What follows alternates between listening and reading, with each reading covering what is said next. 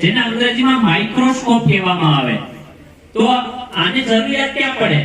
તો કે આપણે કોઈ સૂક્ષ્મ જીવ હોય અથવા કોઈ વનસ્પતિના કોષ હોય, પ્રાણી કોષ હોય કે અમીબા જે પાણીમાં સૂક્ષ્મ જીવ જોવા મળે, એને આપણે ટૂંકમાં એકદમ નાના સ્વરૂપમાં હોય, એને આપણે જે નરી આંખે જોઈ શકતા નથી, પણ એને આપણે જોવું હોય તો આની અંદર સ્લાઇડ બનાવવી પડે.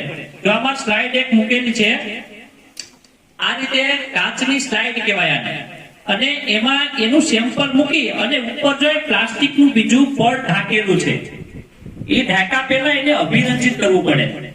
મિથિલિન બ્લુ નામનું અભિરંજક છે, એનાથી અભિરંજિત કરી અને પછી આ પ્લાસ્ટિકની જે તમને દેખાય છે ને, એ એના ઉપર રાખી દેવાની, એટલે એ આમ ટૂંકમાં મૂવમેન્ટ ન કરે અને સ્થિર રહે. એને કવર સ્લિપ કહેવાય. જે આ પ્લાસ્ટિકની પટ્ટી નાની એવી છે ચોરસ, એ કવર સ્લિપ, અને આ જે મેં પકડી છે ને એને સ્લાઇડ કહેવામાં આવે. અને એને આની અંદર એડજસ્ટ કરવું પડે. આ જે તમને દેખાય છે ને બટન, એ બધા એડજસ્ટ માટેના છે. પછી અહીંયા આપણે લેન્સ, જો આને લેન્સ કહેવામાં આવે, આમાં અલગ અલગ સાઈઝના લેન્સ હોય, 15x 10x એવા, જેને આપણે જે પ્રમાણે જોવું હોય એ પ્રમાણે એને લેન્સ મૂકવા પડે. અને એને પછી આ રીતે ફિટ કરી અને પછી જો અહીંયા એક બીજો સાદો અરીસો છે, દેખાય તમને?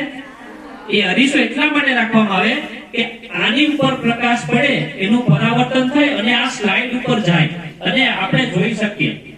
એટલે કોઈ પ્રકાશ લેમ્પ હોય અથવા તો બારી કે બહાર અને આપણે જોવા પ્રકાશ હોય એમાં જોવું પડે. એવા અલગ અલગ સાઈઝના જો લેન્સ છે આપણી પાસે, આ દેખાય છે કે આની બોક્સની અંદર પેક કરેલા છે, એ જરૂરિયાત પ્રમાણે અલગ અલગ સાઈઝ એમાં લેવી પડે એનું સરસ પ્રતિબિંબ આપણે જોવા માટે.